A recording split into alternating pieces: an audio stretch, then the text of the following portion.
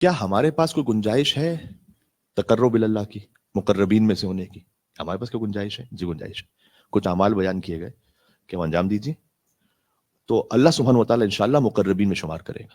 یعنی انہی کی صف میں کہیں نہ کہیں ہم بھی انشاءاللہ موجود ہوں گے میدان قیامت میں انشاءاللہ. وہ میں آپ کو عرض کرتا ہوں یہ کتنا اہم ہے. امیر المومنین دعائے کمیل کل شب جمعہ گزری، اللہم انی اتقرب الیک بذکرک، پروردگار میں تیرا تقرب چاہتا ہوں، یعنی میں مقربین میں سے ہونا چاہتا ہوں. جو خود امیر المومنین مقربین میں سب سے افضل ہیں، لیکن مولا علیہ السلام دعا کر رہے ہیں. یا مثلا دعائے کمیل کا جملہ کہ اسألک ان تدنیانی من قربک، میں تجھ سے سوال کرتا ہوں کہ پروردگار تو مجھے اپنا قرب عطا کر. یہ جو ساری عبادتیں ہیں قربتاً اللہ، تو یہ قربتاً اللہ ہوگا کیسے، حاصل کیسے ہوگا؟ اس کے لیے تقریباً 7-8 مقامات پر مفصل احادیث میں بیان کیا گیا ہے. میں آج شاید ساری بیان نہیں کر سکوں گا، لیکن میں کچھ تو ایک آپ کے سامنے موضوع آ گیا، اس کے بعد میں کچھ پوائنٹس آپ کی خدمت میں عرض کروں میرے اور آپ کے فائدے کے لیے کہ ہم اس میں پریکٹیکلی عمل کر سکیں انشاءاللہ. 3-4 باتیں ہوں گی، ایک مل کے سروات بھیجے گا محمد علیہ محمد علیہ وسلم پر.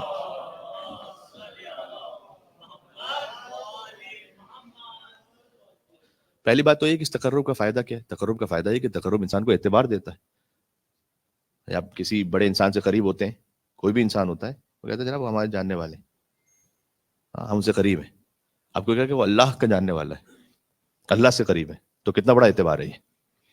تو یہ جو تقرب ہے، اس تقرب کو حاصل کیسے کیا جائے؟ کتاب الکافی جلد نمبر 2 کی حدیث ہے. صادق آل محمد نے فرمایا کہ اللہم صلی علی محمد وعلی محمد. آئمہ علیہ السلام کی احادیث آپ دیکھیے، واقعا امام فرماتے ہیں کہ حضرت موسیٰ علیہ السلام جب اللہ تعالیٰ سے مناجات کرتے تھے نا، تو میں تمہیں بتاتا ہوں کہ اللہ تعالیٰ کیا کہتا تھا حضرت موسیٰ سے. یہ بیان کر رہے ہیں امام صادق علیہ السلام کہ اللہ تعالیٰ نے کہا کہ ما تقرب الی المتقربون بمثل الورع عن محارمی، کوئی بھی میرے قریب ہونا چاہتا ہے اے موسیٰ، وہ اپنے آپ کو حرام سے بچائے بغیر میرے قریب نہیں ہو سکتا. سب سے پہلی بات ہے الورع. ورع کہتے ہیں تقوی کا بھی اعلیٰ معیار، جس میں اللہ تعالیٰ نے کہا موسیٰ تقوی کا جو اعلیٰ معیار ہے وہ یہ ہے کہ کوئی مجھ سے قریب ہو نہیں سکتا، اس کی جو قربت ہے وہ سب سے زیادہ اسے اس وقت نصیب ہو جائے گی کہ جب وہ حرام سے اپنے آپ کو بچا لے. حرام سے اپنے آپ کو بچانا یہ آپ سے میں مختلف اینگل سے اس پہ بات کر چکا ہوں. ہر مستحب سے افضل ہے. آپ ہزار مرتبہ ذکر پڑھیں، آپ روزے رکھتے رہیں مستحب، یہ سارے اپنے مقام پر اہم کام ہیں. بہت سارے مستورات انہیں شوق ہوتا ہے فلاں وظیفہ کریں، فلاں دعا کھول کے پڑھیں، یہ سب بات کا مرحلہ ہے. سب سے پہلے اپنے آپ کو مثلا بے حجابی سے بچا لیں، حرام سے بچا لیں، غیبت سے بچا لیں. یہ مردوں کے لیے بھی کہہ رہا ہوں، سب کے لیے. یہ حیا رکھیں اپنے اندر. حضور مکرم جا رہے ہیں مدینہ کے صحرا میں، شدید گرمی ہے. اب اگر ڈیزرٹ میں شدید گرمی ہو، آج بھی میں کچھ زمانے پہلے کویت میں تھا تو لٹرلی تقریباً 55 ٹیمپریچر وہ بتا رہا تھا. تو وہاں 55-60 کہتے ہیں مولانا یہاں تک تو پہنچ ہی جاتا ہے. اتنی شدید گرمی میں ایک شخص ہے جس نے اپنا قمیص اتارا ہوا ہے اور وہ شدید گرمی میں صحرا کی مٹی پر اپنے آپ کو لوٹ پوٹ ہو رہا ہے، مل رہا ہے شدید گرمی میں. حضور مکرم اصحاب کے ساتھ گزر رہے ہیں. حضور نے اس کو آ کے اٹھایا، کہا کہ یہ کیوں کر رہے ہو، کیا ہوا؟ کہ یا رسول اللہ ایک گناہ میرے سامنے آیا، گناہ کا موقع تھا، میرے قدم لغزش آ گئی اس میں گناہ کرنے والا تھا، کیا نہیں، کرنے ہی والا تھا کہ بس ایک توفیق نصیب ہو گئی کہ نہیں کیا گناہ. اب میں آیا ہوں یہاں صحرا میں اپنے بدن کو یہ سمجھانے کے لیے کہ جب تم یہ گرم خاک نہیں برداشت کر سکتے تو قیامت کی گرمی کیسے برداشت کرو گے؟ آپ جانتے ہیں حضور مکرم نے اس سے کیا کہا؟ حضور نے کہا کہ میں تم سے ایک درخواست کر سکتا ہوں؟ کہ رسول اللہ درخواست کیا، آپ تو حکم کیجئے. کہا کیا میرے لیے اور ہم سب کے لیے دعا کر سکتے ہو؟ حضور مکرم اس سے کہہ رہے ہیں کہ میرے لیے دعا کر سکتے ہو، ہم سب کے لیے دعا کرو گے؟ اس لیے کہ تمہارا مقام اتنا عظیم ہو چکا ہے کہ تم نے سامنے ایک موجود حرام سے اپنے آپ کو بچا لی. اللہ اکبر. اللہ تعالیٰ میں حرام سے بچنے کی بھی توفیق نصیب فرمائے. اس کے لیے بھی ایک مل کے صلوات بھیجیے گا حضور مکرم صلی اللہ علیہ وآلہ وسلم پر. اللہم صلی علی محمد وعلی محمد. مولا کائنات کیا فرماتے ہیں دعائے کو میل وانت تعلم ضعفی ان قلیل من بلاء الدنیا، پروردگار تو جانتا ہے کہ دنیا کی چھوٹی چھوٹی تکلیفیں سہنے کی بھی مجھ میں طاقت نہیں ہے، وما یجری فیہا من المکار علی اہل علی ان ذلک بلاغ و مکروہ، جبکہ وہ تکلیفیں تو بہت کم مدت کی ہوتی ہیں، قلیل مقصود یسیر بقا، وہ بہت جلدی گزر جاتی ہیں. ہاں فکیف احتمال البلاء الاخرہ وجلیل وقوع المکار فیہا، تو پھر میں اس شدید آخرت کے عذاب کو کیسے سہ سکوں گا کہ جو ہمیشہ کے لیے رہنے والا. سب سے پہلی بات ہے حرام سے بچا. قربت اللہ چاہتے ہیں حرام سے بچیں، رزق حرام سے بچیں، دھوکہ دینے سے بچیں، غصب کرنے سے بچیں، نگاہ حرام سے بچیں، حرام سماعتوں سے بچیں. اس کے بغیر کچھ نہیں ہونے والا، پہلی بات. اچھا ایک دوسرا ایک چھوٹا سا آپ کو واقعہ سناؤں جو میرے خیال میں اس وقت بڑا پریکٹیکل ہے یہ معاملہ. محمد طیار وہ کہتے ہیں کہ میں صادق علیہ محمد علیہ السلام کے زمانے میں اللہم صلی علی محمد وعلی محمد، کہتے ہیں میں نے ایک گھر رینٹ پہ لیا. اب رینٹ پہ جب وہ وہاں پہنچا، اب اس زمانے میں آپ تصور کریں جس طرح سے بھی جو گھر ہوتے تھے، اس کا جو دروازہ کھلتا تھا وہ سامنے ایک اور کوئی خاتون رہ رہی تھی، اس کا دروازہ بھی وہیں سامنے سے کھلتا تھا، اور اس دروازے کو اپنے کھلا رکھتی تھی مثلا فرض کیجئے کہ ہوا کے لیے، روشنی کے لیے. تو کئی مرتبہ میرا آمنا سامنا ہو گیا، تو میں نے ان خاتون سے جا کے کہا کہ ایسا ہو سکتا ہے دروازہ بند کرتے ہیں آپ، کیونکہ حجاب کی رعایت ہے. انہوں نے کہا نہیں نہیں یہ دروازہ ہم نہیں بند کر سکتے. تو کہتے میں پہنچا امام کے پاس، میں نے کہا کہ مولا ایک گھر کرائے پہ لے لیا ہے، سامنے اس طرح سے بالکل ایک ایسا دروازہ ہے کہ بار بار ایک نامحرم سامنے آ جاتی، اور اسے میں نے درخواست بھی کہ وہ نہیں مان رہی، کیا کروں مولا؟ جانتے امام نے یہ نہیں کہا کہ نہیں نہیں تمہارا ایمان بڑا اچھا ہے، کیا کچھ بھی نہیں ہوگا. امام نے کہا فوراً گھر کو چینج کرو، بدلو گھر کو. تو اللہ اکبر.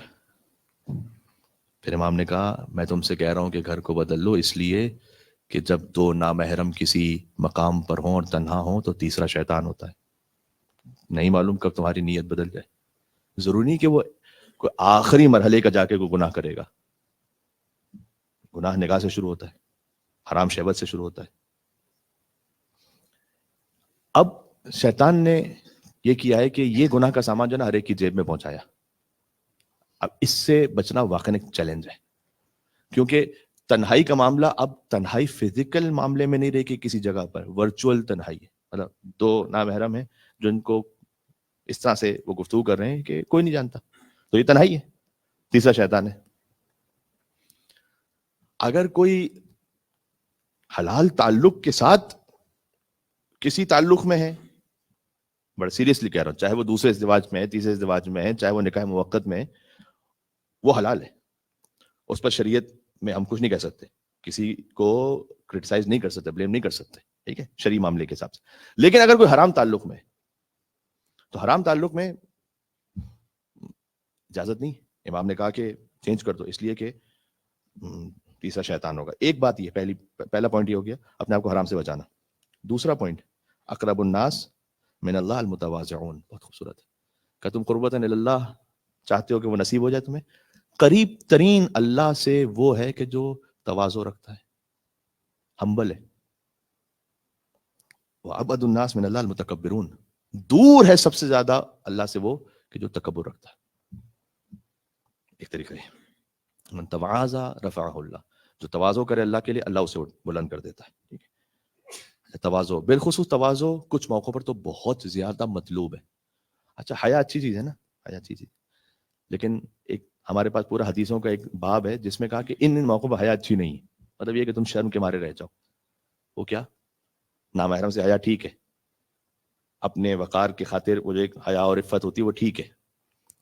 فرمایا والدین کی خدمت کرنے میں حیا دکھاتے رہنا، ان کے سامنے تواضع نہ کرتے، وہ نا شرم آ رہی کہ میں کیا کروں، کوئی ان کو ساتھ اٹھا کے چلنا ہے، ان کا ہاتھ چومنا ہے، ان کے پیروں کو دبانا ہے، اس میں بھی ایک کبھی کبھی ایک حیا آ جاتی ہے. ماں نے فرمایا والدین کے ساتھ تواضع کرنے میں حیا خوب نہیں ہے. ٹھیک ہے وعلیکم السلام. تو یہ تواضع، سبحان اللہ. استاد کے لیے تواضع کہ اس میں حیا نہ کرو، تواضع رکھو. ایک بات ہے تواضع جو اللہ سے قریب کرتی انسان کو. تیسرا پوائنٹ، بات میرے پاس وقت ختم ہو رہا ہے. امام زین العابدین سید الساجدین علی بن الحسین علیہ السلام نے شرط فرمایا بات ہماری اب تک پہنچی قربتن اللہ پر. قربتن اللہ حاصل کیسے ہو؟ ایک طریقہ آپ نماز پہ یہاں پر ہے، عبادت ہے، ہر عبادت قربتن اللہ ہے. پوری زندگی کا نظام کیسے بنائیں کہ اقرب اللہ، اللہ سے قریب ہو جائے. تیسرا فرمایا ان اقربکم من اللہ اوسعکم خلقا، سب سے زیادہ قریب تم میں سے وہ ہے کہ جس کا اخلاق، اس کی میں وسعت ہے، اخلاق میں وسعت ہے. اب اخلاق میں وسعت ہے، مثلا مسکرا کے ملو، چھوٹی چھوٹی باتیں، سلام کرنے میں پہل کرو. سلام کرنے میں پہل کرنا فرمایا کہ وہ دل سے تکبر کو دور کر دیتا ہے.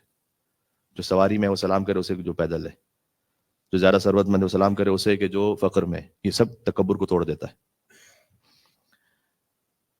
چوتھا تقرب کیسے حاصل ہو؟ اخلاق پہ چونکہ بات ہوتی رہتی ہے، میں آگے بڑھوں گا. اقرب العباد الی اللہ تعالی اقبلہم للحق، سب سے زیادہ قریب اللہ سبحانہ و تعالیٰ سے وہ ہے کہ جو حق بات کہتا ہے، وہ انکان علیہ، چاہے اس کے خلاف کیوں نہ ہو.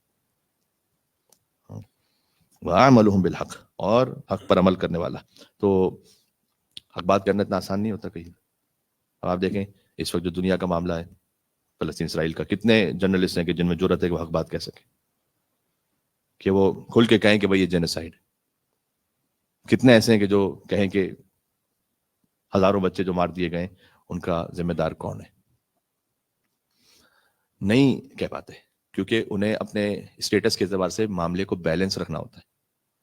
جہاں کہیں ہم نے حق باطل بیلنس کرنے کی کوشش کی، سمجھ جائیں کہ اس کا مطلب ہے کہ وہ ابھی تک قوت ایمانی نہیں ہے، وہ تقویٰ کی وہ منزل نہیں کہ ہم کہہ سکیں کہ بھئی جو حق ہے وہ حق ہے، جو باطل ہے وہ باطل ہے، بات ختم ہو گئی. اللہ عز و جل ہمیں اللہ کی انشاءاللہ اس کی قربت نصیب فرمائے انشاءاللہ اپنی